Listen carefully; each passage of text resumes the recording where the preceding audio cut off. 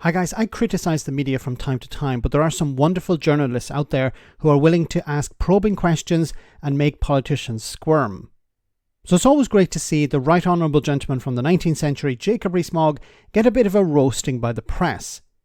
Here he was interviewed outside the newest conservative splinter group, Popcons, which includes such heavyweights as Liz Truss and Lee Anderson. Mogg was challenged on his ideology that claims to be rebelling against the system, when in reality he's part of it. Well done, Lews Goodall, for holding this charlatan's feet to the fire. Enjoy this. What will success for this project look like, Mr. Rees-Mogg? What we're doing is talking about the ideas that conservatism needs. So it's a question of whether people find these ideas resonate with them. That will be success. Is it not rather pathetic for members of a party, senior members of a party like yourself, who've been in government for 14 years, to rail against the system? If you don't mind my saying so, you sound rather left-wing. You sound rather like a sort of right-wing Bennite, constantly saying, power is the problem, institutions are the problem, they have to be changed. No, I think you've got it fundamentally wrong. That we had no ability to change the system until we'd left the European Union. We then had COVID. And all parties at all times need to be thinking about the structures of government, how things work, how they operate. Because the way to get things done is through the structures of government. And sometimes they need changing, and they were changed very effectively by Tony Blair. So you didn't have...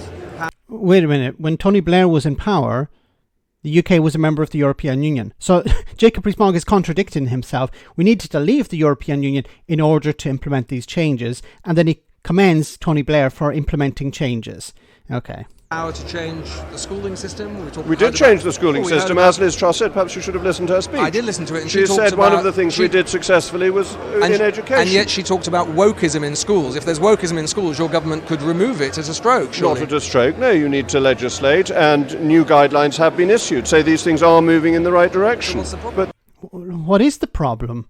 Like, you're saying we need to change government, we need to change society. You've been in power for 14 years, and now you're saying, well, it's an absolute disaster. We need to be put back into power so we can make the changes, even though we didn't make any changes over the last 14 years. And we need to leave the European Union to make changes, even though Tony Blair made changes. None of this makes any sense. We need to move further and faster. This is the whole life and blood of politics. You railed against Davos, man. How much money did you make in the city? That rather is relevant. That's such a childish question. See, Jacob Rees-Mogg and the people around him try to present themselves as grassroots, as populists, railing against the system, rebelling against the system, when of course people like Mogg have made their money out of the system. See, Mogg tries to present himself as a populist, a posh populist, but still a populist, a man of the people. But in reality, he and other Brexiteers, the senior Brexiteers, realised we can make money out of all of this. And they're still trying to make money out of all of this. I've never had anything to do with Davos, and I know that you've become a very left-wing broadcaster, but asking me... See, attacking the journalist here instead of actually responding to the question.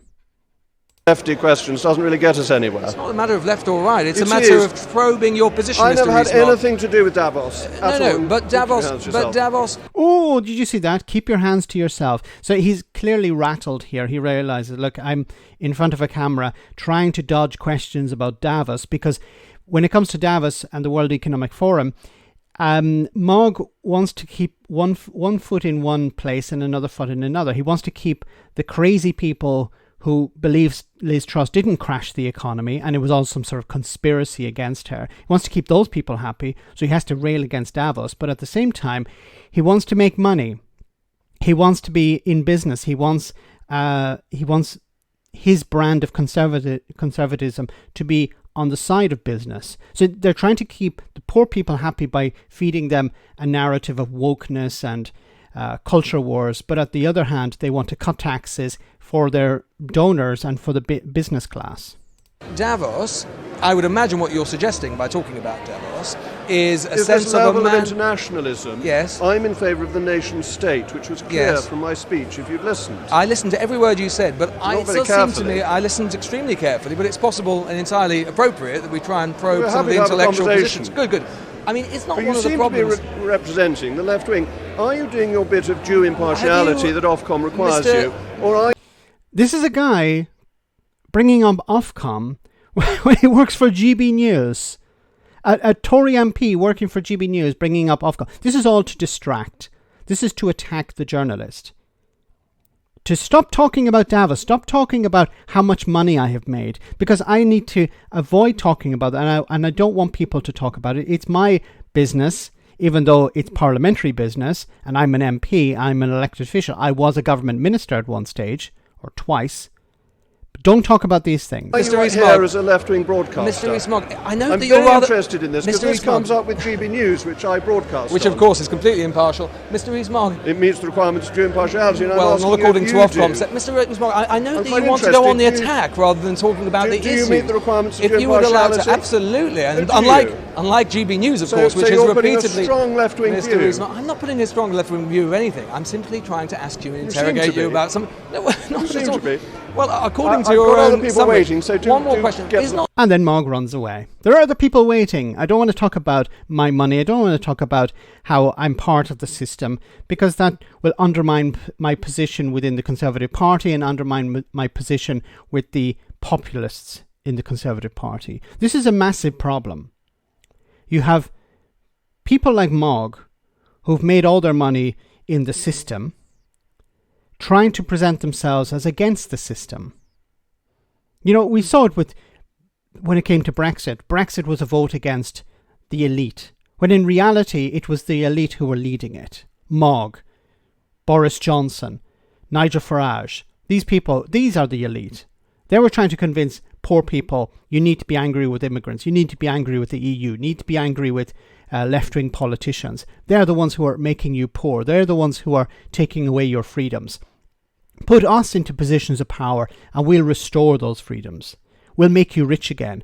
We'll end all these controls and regulations and you will be able to succeed. Charlatans. And they continue at it. And here he is once again at this new splinter group pushing his charlatanism. not one of the problems. Well, I would do if you allow me to actually ask Now you're a waffling question. again. Please get the point. Honestly, is not one of the problems that conservatives such as yourself have started to go down a track where you're not willing to accept trade-offs. Yes, we could pull out of all of these institutions and organisations, but ultimately there will be costs in so doing, just as there was with Brexit. And sometimes you start to talk about a world as you would like it to be, rather than the world as it is, which is exactly the sort of thing that conservatives used to be very good at addressing. No, the Conservative Party has always been a practical party, and there are always trade-offs with doing one thing or another.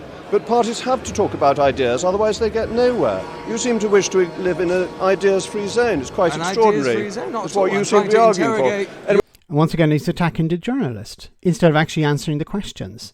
You want to live. Who is doing the interview here? Is it Jacob Rees-Mogg? No, he's being interviewed.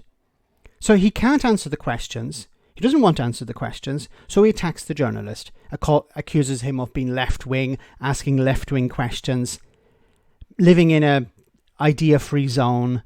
It's all a pile of crap in order to convince the public that the enemy here is not Jacob Rees-Mogg, who has lied to people, who has told people that their lives would be, they would have more money in their pockets, that if they voted for Brexit, food prices would go down, the price of shoes would go down, everything would be cheaper. He doesn't want to talk about that.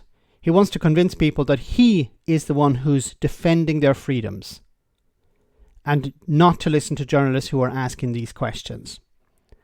Let me know in the comment section, guys, what you think. As always, your comments are greatly appreciated. Thanks a lot.